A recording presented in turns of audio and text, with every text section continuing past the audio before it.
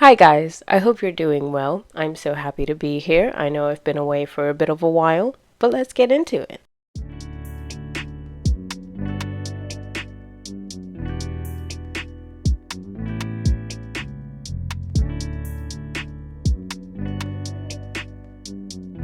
In this video, I will be referring to luxury items in the fashion and lifestyle world, including designer bags and expensive vacations, even mid-pandemic, which have been flaunted all over social media. Luxury isn't something that is often associated with Black women due to the many social and systemic things that hinder us from being comfortable or presented as elegant, which is why the rise of the Black women in luxury movement on social media is of particular importance because of its deviation from the often expected or stereotypical depictions of Black women online. It's an attempt to carve a space for Black women in regular influencer and marketing and consumer culture media. That's my basic synopsis of it. But of course, if my opinions on that and like the whole synopsis of it were that simple, I wouldn't be here making an entire video about it. Examples of influencers who embody the whole Black women in luxury thing include Patricia Bright and Jackie Aina. I used to watch Patricia Bright's channel a long time ago. I used to really enjoy her vibe, her content, her personality, but I stopped watching because I no longer personally agreed with the excess haul videos that she used to post at the time. But I do still acknowledge that she is a very aspirational woman for a lot of people who watch her channel. She has since started posting on a new channel some financial advice and side hustle type of videos, how to get your bag up type of videos, which people will obviously watch because they're like, well, this woman has ascended to this level of wealth. Surely she knows what she's talking about. Similar things can be said about Jackie Aina, very aspirational person, self-made as some would like to describe, and very likable personality, and her content is more in the makeup niche of YouTube. So obviously, because both Patricia and Jackie lead very luxurious lifestyles, a lot of their content will be reposted on these Black women in luxury post pages to be fawned over and admired by people and Pinterest boarded, vision boarded by people.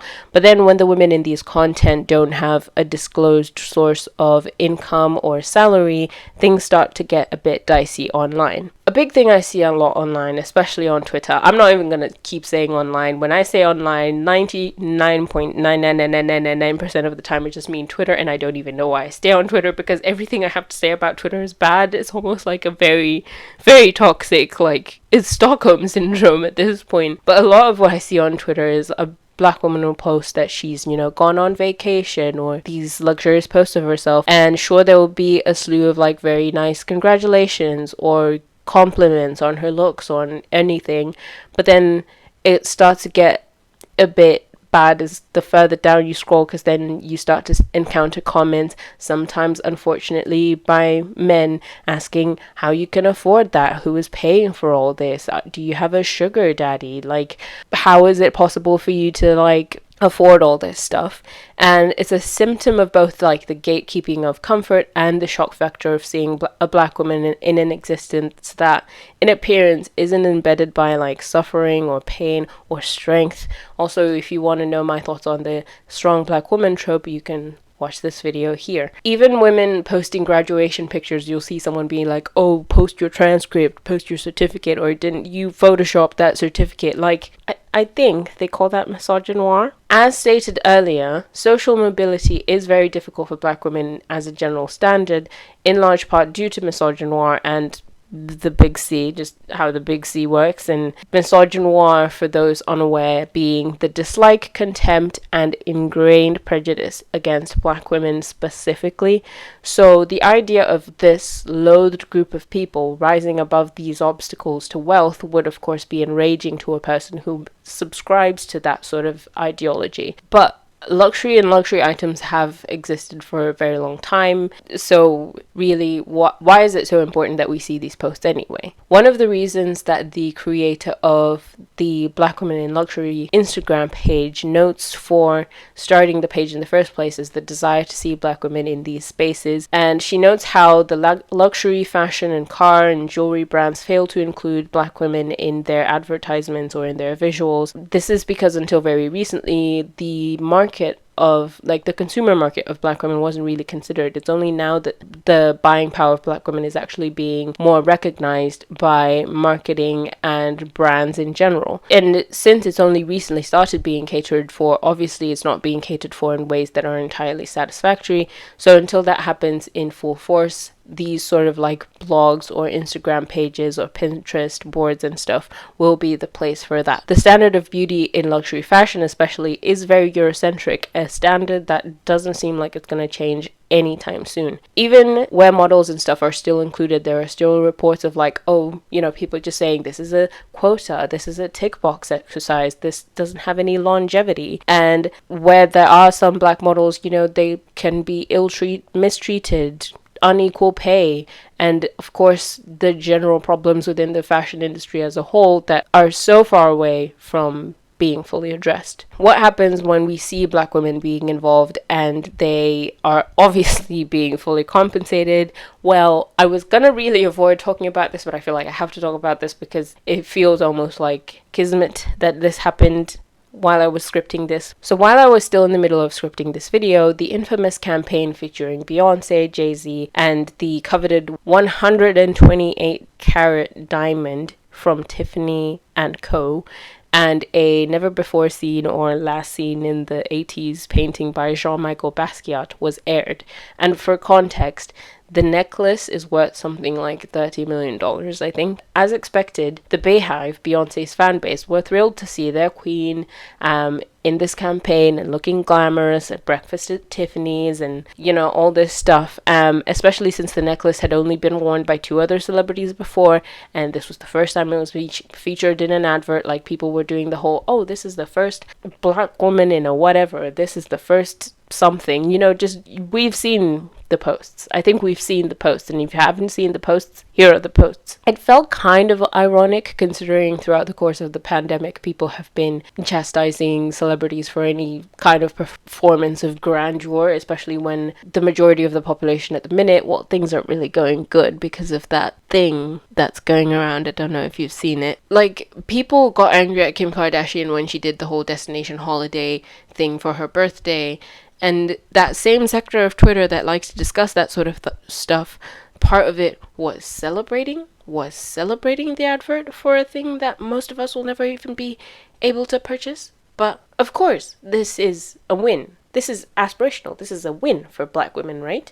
I mean, according to WWD, this campaign is supposed to be a demonstration of Tiffany & Co.'s efforts to inject modernity and inclusivity into the brand. And what says inclusive more than a pair of billionaires and $1 million painting? I am well aware that the Beehive is already sharpening their pitchforks and disliking and messing up the like to dislike ratio on this content. But I should say it now, we really shouldn't even be caring about this campaign, to be honest.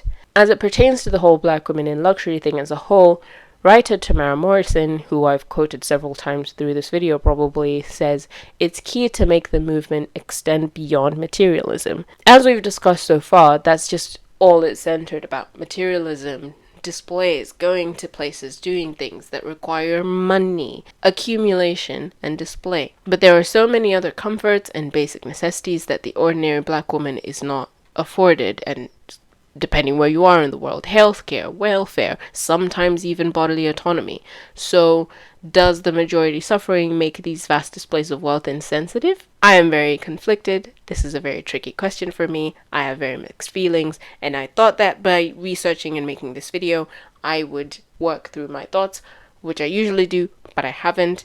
Because on one hand, I'll see a post like this on Twitter and be like, yes, queen, go off, girl. Like, yes.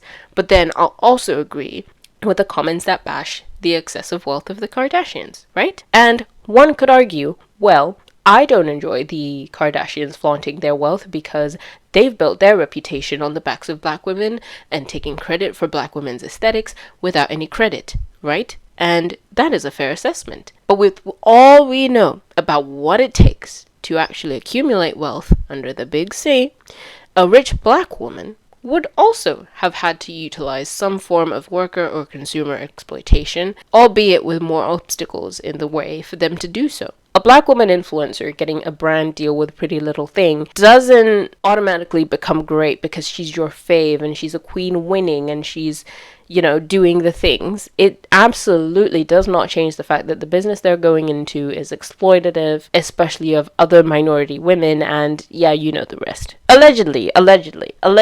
I do not have lawyer money, folks. But then I reached the point where I was like, okay, now I see what I wasn't seeing. I realized the real problem, which is that black women in luxury, like, why are people trying to make it a movement? Black women are already an extremely politicized person. Like, I could just walk into a room and I'm already extremely politicized.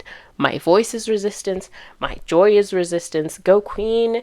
You're so strong. Like, anything I do, me breathing right now, yes, which does not always work. Just like not every choice of a woman in general is inherently feminist. The black women in these Instagram and Twitter posts are just people participating in commodity fetishism, just like any other person would. A key point to note is that the creator of the Black Women in Luxury posts on the Twitter page has a pinned tweet where they say that they are not advocating for materialism and consumerism, even though a lot of their comments are people saying that they wish to buy and experience these things, which is about purchasing power, right? And then they go on to say something about, oh, you need to just adopt the abundance mindset and things. Even though from what we know mostly about the whole abundance mindset online, it is about accumulating things. And I think when you just don't call a spade and say, I like to look at these pretty people doing these fun things and I want these pretty people to look like me, and end it there, and you want to sort of create depth where there isn't any, that's when you have a problem, and that's when you have people trying to justify this interest by calling it a movement. But it doesn't always have to be like that for things, and as much as we've condemned this phrase online, sometimes people can just like things and just leave it there. And I think we, as people, as Black Twitter, have invested too much time into this discussion that can be saved for discussions about actual Black liberation. Although, to be fair, I don't think there's ever been a productive conversation on Twitter. Any attempt to make this a movement, even if you tried, is immediately met by a brick wall, right? The fickle and fleeting nature of trends and how such a lifestyle is largely unattainable, like we've discussed. It's unsustainable. The list goes on. And I'm sorry that this isn't the kind of conversation that I can neatly wrap in a box or in a good conclusion. As always, you are obviously free to let me know your thoughts in the comments. Why am I congested now? If you enjoyed this video, or if you didn't, I'm open to all opinions. Also, liking and subscribing to the channel would be really helpful and also ensures that I can see you again for the next video. And you can also support this channel by donating to my Ko-fi. And I will see you next time. I would love to see you next time. I promise it won't be as long before the next video. Bye!